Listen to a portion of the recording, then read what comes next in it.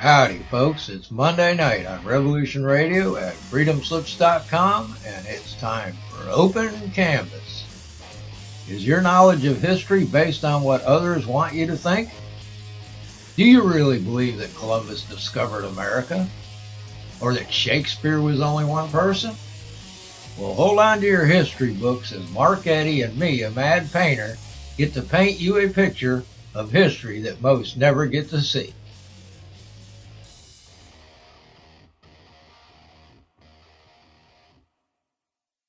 I know Mark did. It's an awesome subject. Remember now that we are able to bring you these kind of shows only because you donate. So if you got a chance, hit the chat room or the home page and kick in a buck or two. We'd sure appreciate it and keep these shows going. Ain't that right, Mark? That's right. I look forward to this time every week, and this is my therapy. Yeah, yeah, mine too. And I think we're going to have another mind-expanding hour. So let's maximize our time with our guest. Our second hour guest is Christopher Dunn, author of the Giza Pyramid Plant Technologies of Ancient Egypt, and you've seen him on Ancient Aliens. He was a speaker at the Serpent Mound Conference last weekend, and he'll be one of the other speakers at the Ancient Artifact Preservation Society conference this upcoming weekend. Anita was just talking about it. Chris is going to be one of the speakers. So welcome, Chris. How are you tonight? I'm fine. Thank you, Mark. How are you? Oh, just fine. Just trying to pack all this information into... We're afraid Mark's going to explode any day now.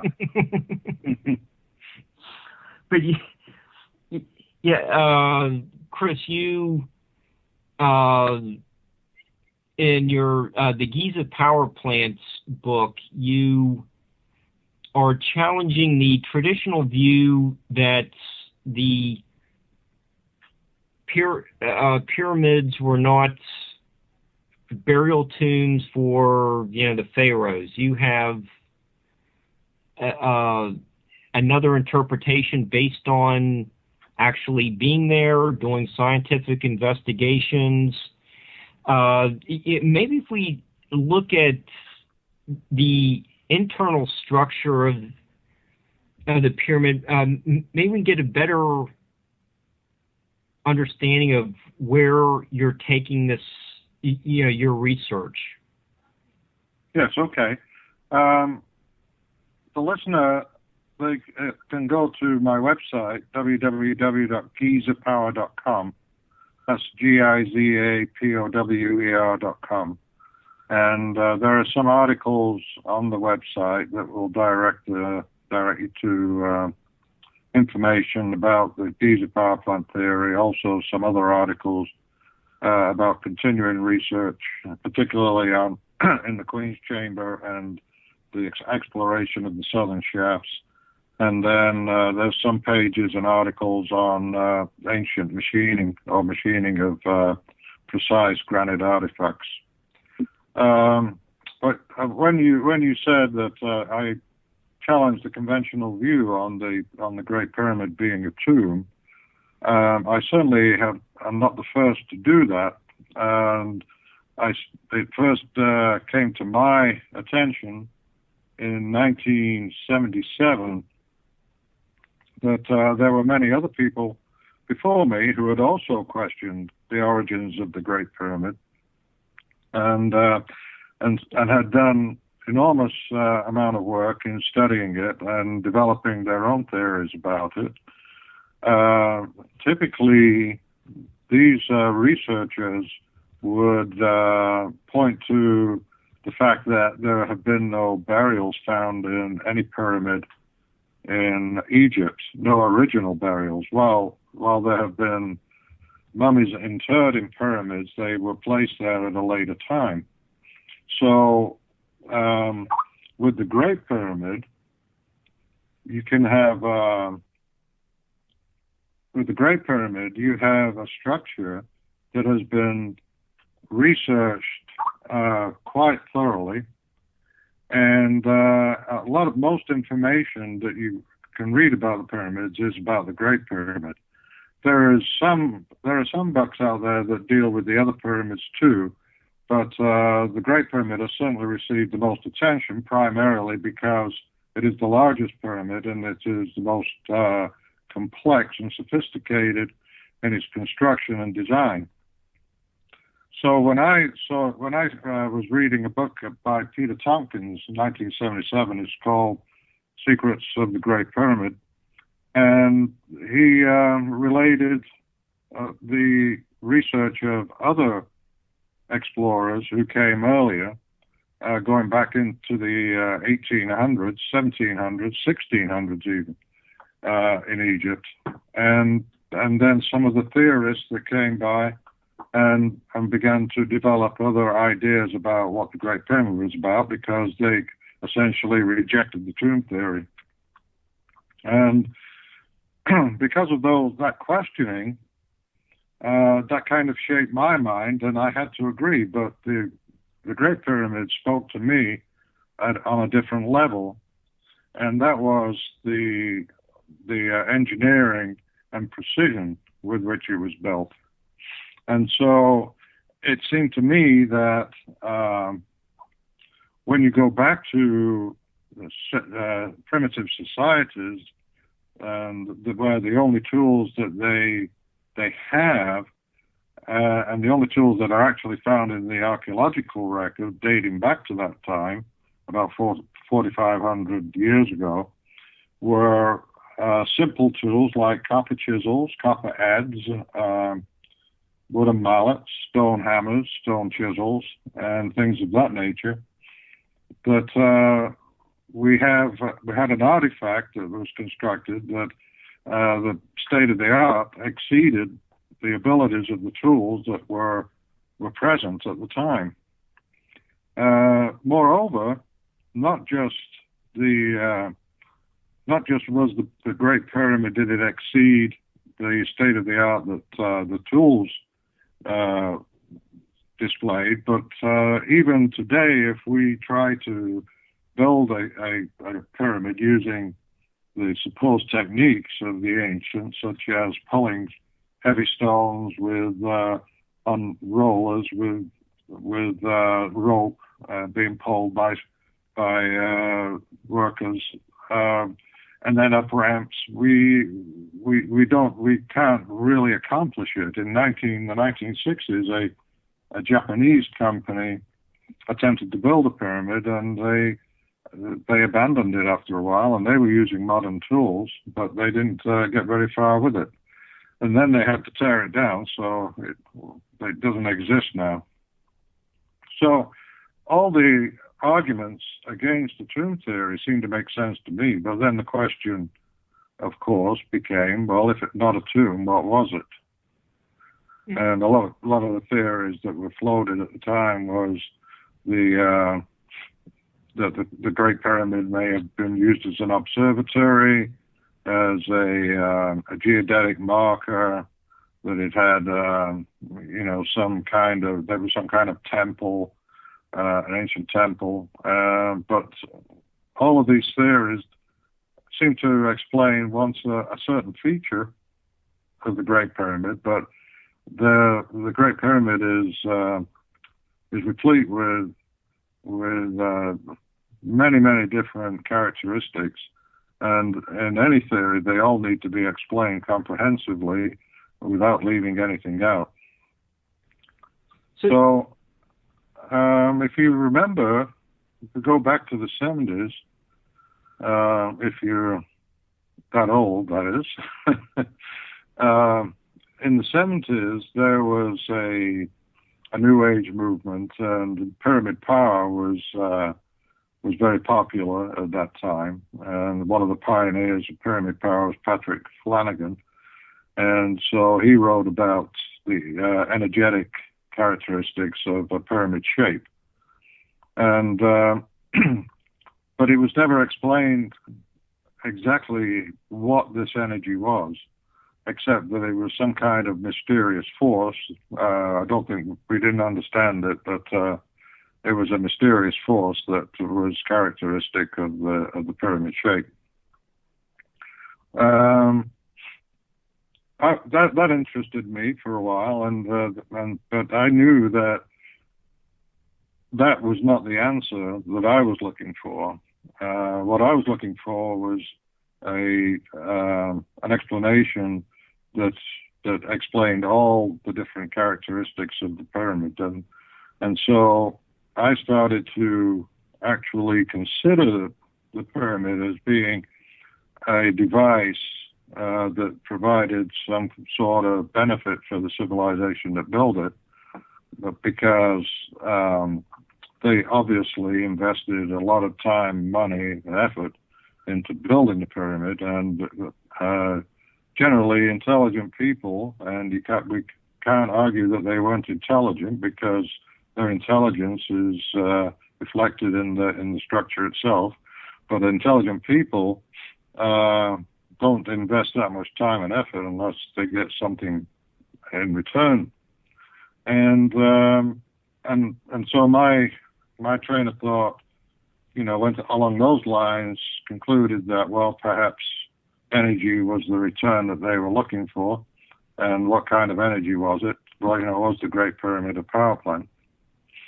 And then, when I was reading a lot of the books that I'd accumulated, one book that interested me greatly was Pyramids and Temples of Giza by Sir William Flinders Petrie.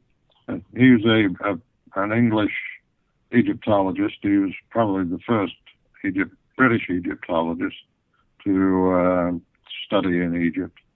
And in his book, he recorded the dimensions of a lot of the chambers inside the Great Pyramid.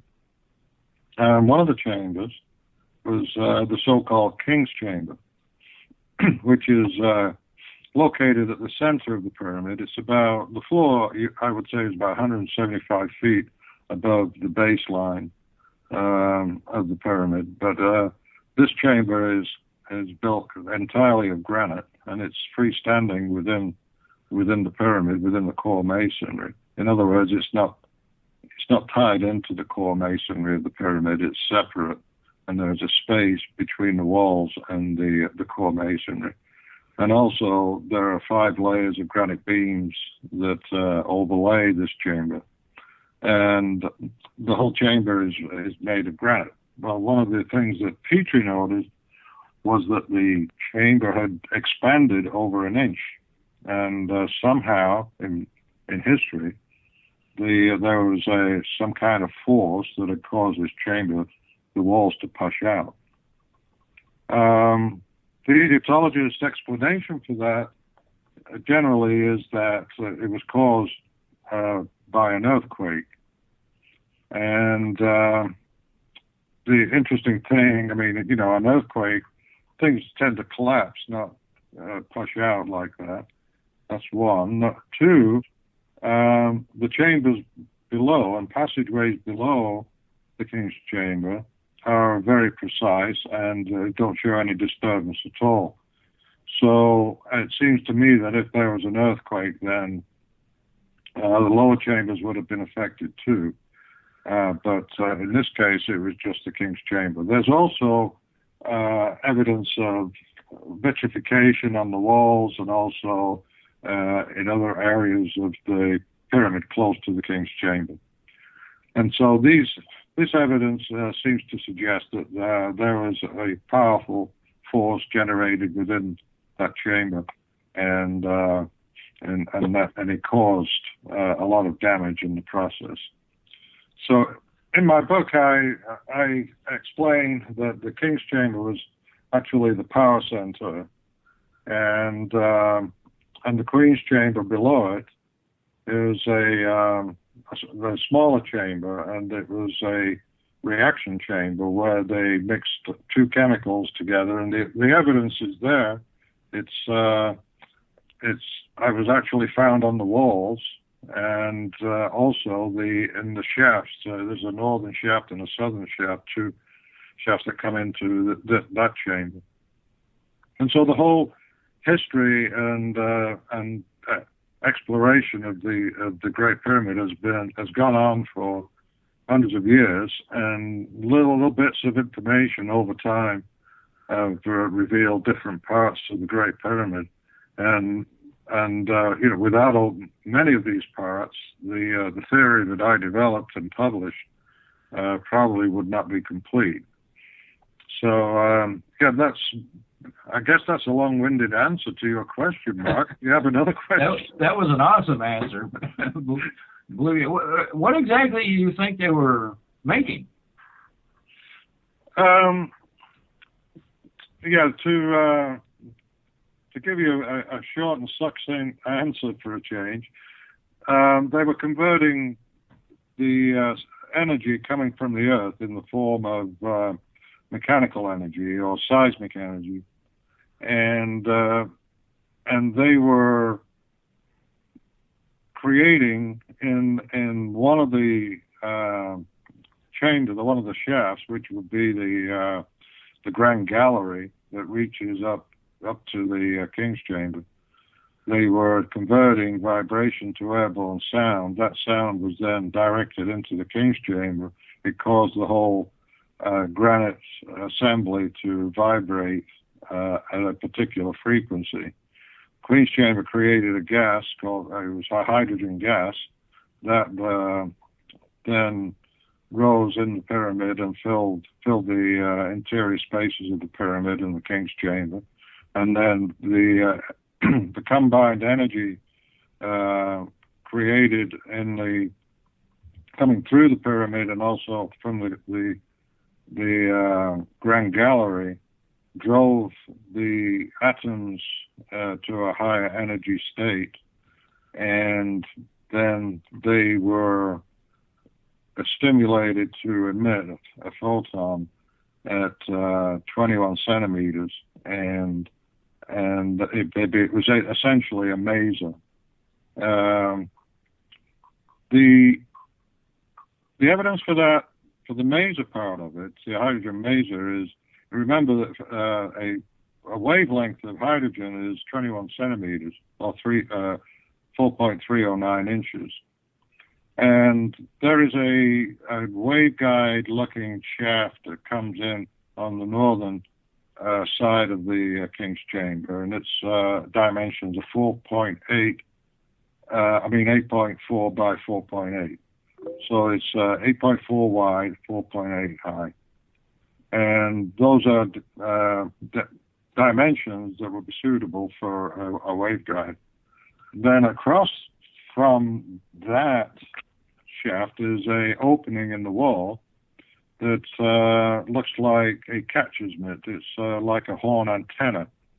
You've seen horn antennas on these communication towers around the country. They have this kind of a catcher's mitt shape to them.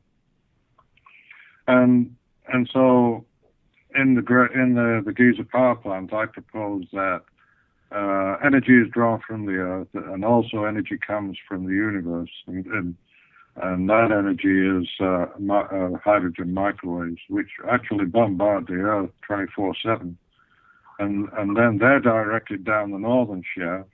The gas inside the King's Chamber is stimulated to a higher energy state. The microwave comes in at a low energy input signal, but as it travels across the chamber, it stimulates emission of the gas and gathers energy and directs it through the southern shaft to the outside. So that's it in a nutshell. Was that succinct? I don't think so. that was a good explanation. Mark, go ahead. I'm sorry. What kind of power was being generated? Was it to be used for just everyone in the area, or just the Mediterranean area? How? Yeah, I mean that is the overriding question. From the exit point to the southern shaft, where did it go? How was it used? And the possibilities are numerous, but your guess at this point would be as good as mine. How would we do it today? Well, there's already talk about beaming microwave energy off of satellites and collecting it at another place, on the planet from where the energy was originally generated. I think I read an article back in the 70s. They were talking about all this geothermal energy they have in Iceland, and how could they actually sell that power to other countries. And that was one of the solutions that was discussed. I don't think it ever came to fruition, but that was one of the possibilities that they were discussing at the time, was to convert the energy to microwave energy and then beam it off a satellite, a relay satellite. That's one. The other one is, it could be used for communication, and in whatever way, for whatever reason, I don't know. Somebody suggested that it would have been used as a beacon, and now what we have is research going into the SETI research, where they are looking for the signature from a alien spaceship that is using ground-based microwave energy to drive a spaceship through space, and it has a sail that would collect that energy, but a certain amount of the energy would leak around the sail, and that's what we're looking for as a signature that alien life exists. So it's all very interesting, and numerous possibilities, and really fires the imagination. But in the end, what is truth? And we're still waiting. We're still looking for it, aren't we? We're still searching for it, and when will we stop? I hope never. But never. Just for your own from your own personal belief, how old do you think the Great Pyramid is? Well, I think it's older than what conventional science will tell us. I do believe that the pyramids were built probably prior to some of the extinction events that we've had on the planet in the past. So, we're looking at before 9,500 years ago. There's a school of thought that it may be even older than that, 36,000 years ago. It's hard to say. One of the problems that you have in any archaeological study is you may have an artifact that was created by a civilization. Another culture comes along, and it could be 100 or 1,000 years later, and settles in that area, and then adopts that particular artifact and modifies it to suit themselves, or uses it for something that it was not originally intended for. So these are problems, I think, in trying to understand the true origins of these artifacts, but the evidence that they have been changed and adopted by later culture is very clear. Well, we have a lot of anomalies that just don't fit, all over the world in our scheme of time. And yes. A lot of the stuff to do with Egypt, it was immaculate, and then the later generations was nowhere near the craftsmanship. Well, yes. I mean, we're talking about objects that are crafted with a precision that you don't normally associate with construction projects. Like the Great Pyramid is level over 13 acres within 7/8 of an inch. Modern building codes don't require that kind of precision. You couldn't get that with just a string, could you? Well, not that precise. For laser transit. Well, I mean, I don't know. Where do you draw the line, so to speak? Excuse the pun, but where and how do you draw the line? It does fire the imagination, and that we have visionaries, if you will, like yourself and other writers and authors who imagine a world that is, whatever technology we have, they probably had, and even better. And then, there is the artifact, and I tend to look at them and try to think, well, what is the minimum amount of technology that we can apply to actually create these objects? And sometimes you have to get pretty sophisticated in the technology that you're using to create some of these artifacts.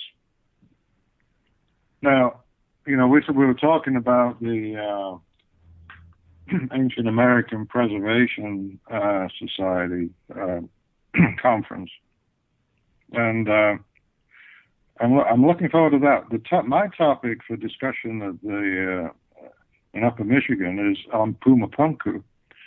How that may change, I don't know, because when I went to the Serpent Mound conference, I intended to talk about Pumapunku, but everybody was, and the previous speakers were talking about my Egypt research, and so I kind of mixed it up a little bit to include my Egypt research. And I find that even though, I may plan to talk about Pumapunku, other people have different plans for me. But, now, is there a good correlation between the two in technologies? Well, there are similarities. In South America, you also have these out-of-place artifacts where they didn't have the technology to produce them in the time frame, or the place in time when they say that they were constructed. And the tools are not in the archaeological record to show how they were constructed. And I'm not the only one that says that. I mean, there are professors who have studied it. A professor of architecture, John Fier Protzen, who is one of the more academic researchers who has spent quite a bit of time down there, admits that the tools that you would need to create a lot of the artifacts they don't have. And then, of course, there is the big mystery in Peru on some of the larger monolithic blocks of andesite and granite and diorite. How were they able to lift such heavy weights and do it so frequently and build on such a massive scale? It boggles the mind. And leave no trace of their machinery. No, they don't. And so it does feed the theory mill, if you will. And so you have a lot of different theories about how these structures were made, and they range from using lasers to actually pouring the stone into molds, and everybody has their pet theory, and some of them will stick to it no matter what. But I found myself, I think if you referred to the History Channel Ancient Aliens earlier, there was one episode that I agreed to do, and it was on Pumapunku. And because there had been a lot of discussion about the use of lasers, or at least the use of heat and sunlight even, using mirrors to shape the stone in South America, I had a piece of andesite from Pumapunku that I put in a laser, a high-powered laser at the company I work for, and we were able to slice off a piece of it and examine the surface.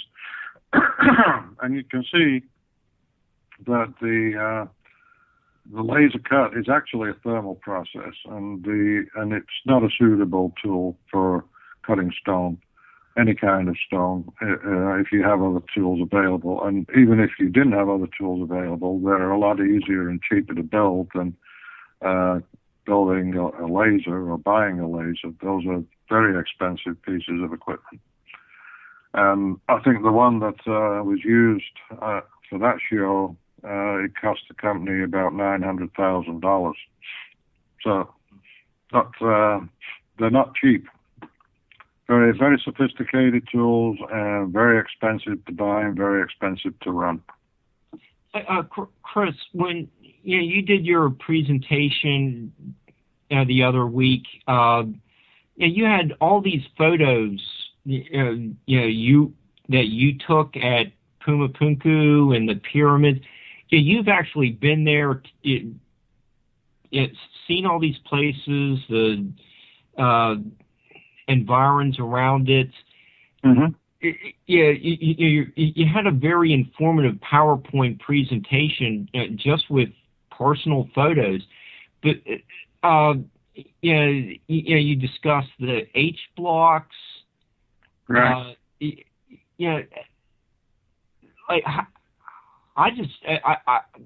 you see the photos right there in front of you, it's very unusual how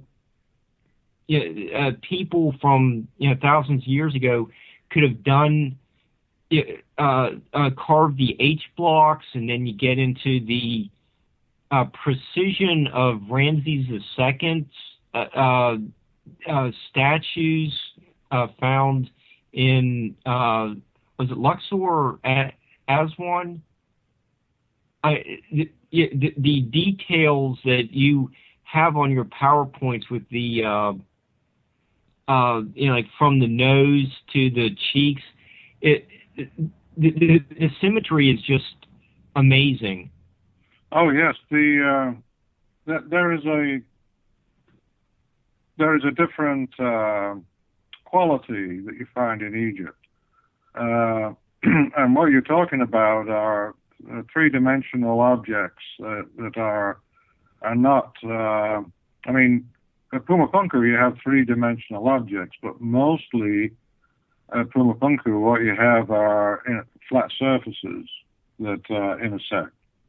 And where you would have an XYZ, you'd have a surface running in one direction, and then a corner. The corner may or may not be square, depending on the use of the artifact. But a lot of the surfaces are very flat, within half a thousandth of an inch in South America, in Pumapunku. In Egypt, you have also the simple geometries of flat surfaces and that make up an object, but you also have curved surfaces, almost like primitive solids, where you have these different shapes like ellipsoids and spheres that make up a particular surface. And this geometry can be found in the statues, and also in some of the architectural elements that you find at Giza. Very, very interesting, very sophisticated, and also, again, very precise. You mentioned the symmetry of the Ramses face, Ramses II. And there were over 100 of these statues that were crafted, and they all have the same look. I mean, the face is unmistakable. But the reason for that is because my studies involved several of these statues, looking at the faces, examining photographs, and actually comparing one side of the face to the other, and determining what kind of geometry may have been used to craft it. And because these statues, the faces and the look of the faces have been repeated again and again and again, you have to conclude that they had a geometric design, a protocol that they were using in the creation of the statues, and that this protocol or this design was copied from one to the next. What tools we use to copy it, it's very difficult to say.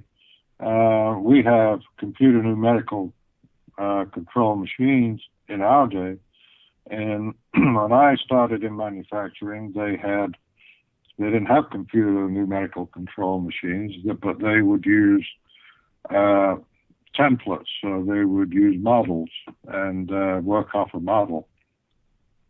But it was still involved machining, but 50 years ago, the models or the molds that were being cut were not as precise as they are today using modern equipment. So, but when we look at the Ramses face, we see that it's very precise, with one particular piece in the British Museum, and the draw line matches perfectly from one side to the other within two place decimal. And when you consider that the radius that it is formed by the draw line, if we're looking at it in 2D, but it's actually a three-dimensional curve, so it's moving in 3 dimensions at the same time, X, Y, and Z. And how they were able to accomplish that, it was not done by accident, for sure.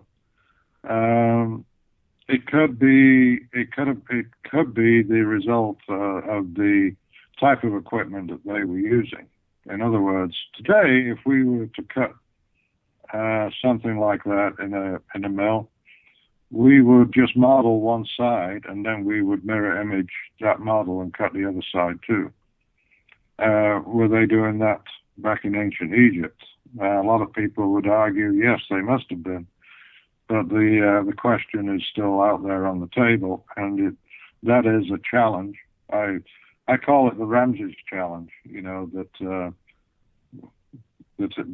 before you feel comfortable that you've explained how the ancient Egyptians cut stone and the tools that they used to cut them, the Ramses is a challenge that will test you to see if you're right.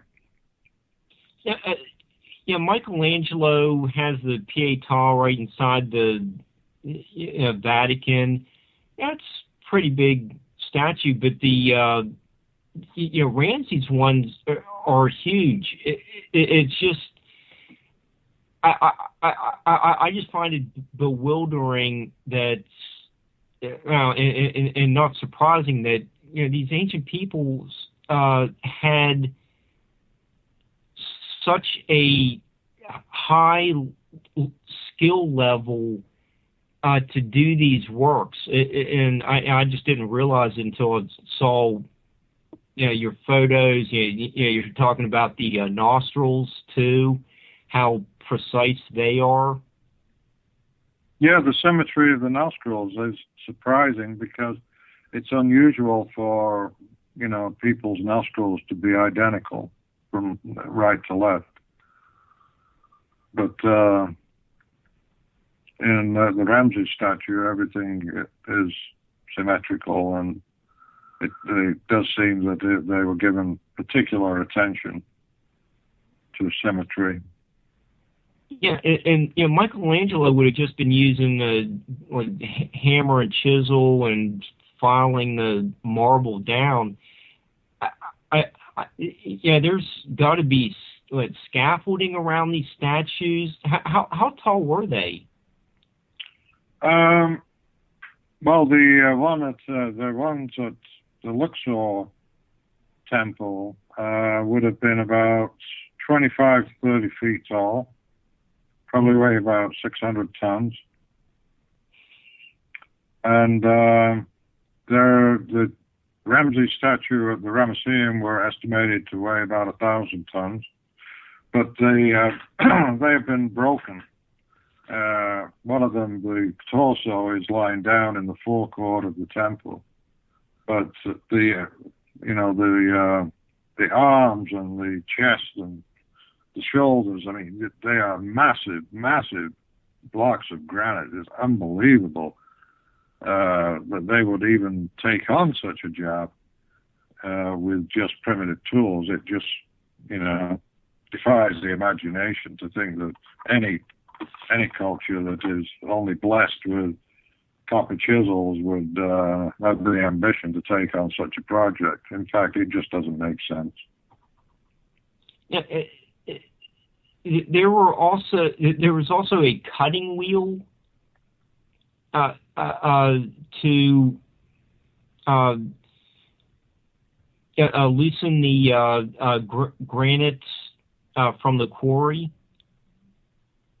Oh, you're talking about the stone at Abu Yes. Yeah, and it has the cut marks, the tool marks of a giant saw. The saw would have measured about 37.5 feet in diameter, and that is, the evidence is cut into the stone. So there's no ambiguity about that. It's clear that they had some massive tools. And, when you consider that they were working on mega projects, it's not surprising that you find evidence that they had mega machines to take on the projects. Yeah, how far would they be transporting what they just quarried to the actual building site? Well, the stone at Abu Roash is made of Aswan granite, so it would have been quarried about 500 miles away and brought down to Giza. And the limestone on the Giza plateau, or in the pyramids, was quarried locally. The casing stone was brought from about 20 miles from the quarry, 20 miles away, and it's what they call Tura limestone. It's a little finer limestone than the local limestone. But 500 miles is where the granite was quarried. Okay, and they're transporting it by boat? Well, I mean, that's the Egyptologist theory, that they would have used barges on the River Nile and floated them down the river. Okay. I don't agree with that particular theory. I think my own belief is that they had the ability to lift heavy weights, and they knew how to work with gravity in a way that we are yet to discover. Okay, and since you just brought up gravity and levitation, you were just studying that last week at Coral Castle. What conclusions did you reach from that experience? Well, one of the chapters in the Giza power plant is on the Coral Castle mystery. Mm-hmm.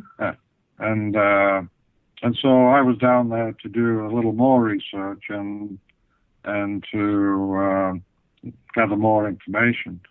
As far as my final conclusion, I'm kind of holding that back until I've done further study and assimilated all the information I've gathered over the years.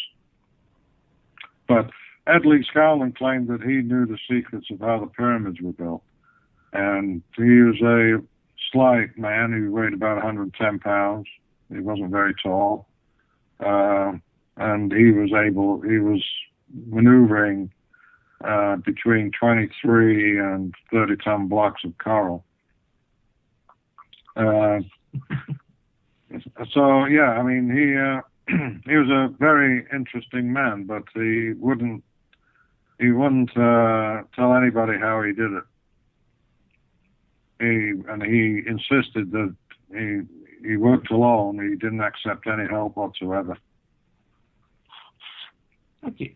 And another sample of this,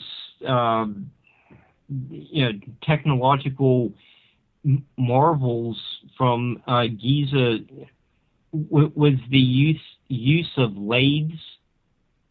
Yes. Can you explain like how some of these coffin or sarcophagus lids were shaped? Well, there seems to be evidence on at least one of the lids in the Cairo Museum where you see tool marks in the corner that seem to indicate that, they're similar to what a lathe would make. And then there's evidence in other artifacts that indicate that they were using lathes, sophisticated lathes, and they were turning sophisticated shapes. So in the Petrie Museum in London, there are several artifacts that show the use of lathes, and it's hard evidence. It's and the lathe is not it's not a simple primitive lathe.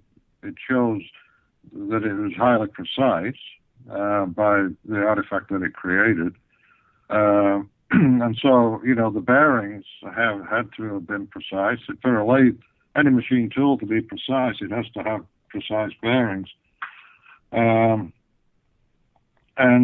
it also had this particular lathe, because of the cut that it was making, must have had some power behind it. So, there's a lot of these little out-of-place artifacts. Beecher picked up a few of them. He has a granite core in his collection that shows that the tool that cut it, it came out of a hole. It's kind of a core, a drill core, and it showed that the tool advanced into the granite at a rate of about 100 thousandths per revolution of the drill. And so that is significant. All of these really significant, but seemingly isolated, but not. They're all connected in a way that it shapes the whole society, the technical abilities of the ancient Egyptians, and it gives you a picture of a very sophisticated manufacturing knowledge in prehistory. Well, we only got a few minutes left, and I want to make sure everybody knows where they can find your book and get a hold of you. Right. Well, every online bookstore will have a copy. The brick and mortar bookstores, if they don't have copies in them, they can order them. My publisher is In a Traditions Bear and Company in Vermont, and they have a copy. They have many copies, I hope. But on my website, there are links to, I believe, Amazon that sell the book. So it's easily available. I mean, it's still in print. The Giza power plant has been it's been published now for 17 years, and it's still in print. It's still print every year. That's pretty cool, I think. Yeah. Well, the life of a book sometimes can be very short. Yeah, it could be 6 months and you never hear of it again. And you're buying back your typesetting. You used to, they would send you the plates, but now it's like, okay, you want to publish it yourself, there you go. Now you do, your Giza power plant book is scientific, but you write it in such a way that people like me can understand it. Interesting book. Well, yes, and that's intentional. You use very simple language and simple concepts. All right, we have reached the end of the show. I hope you have enjoyed tonight's show, folks. And remember, we are totally listener supported, so if you got a buck or two, we'd sure appreciate it. Y'all have a good evening.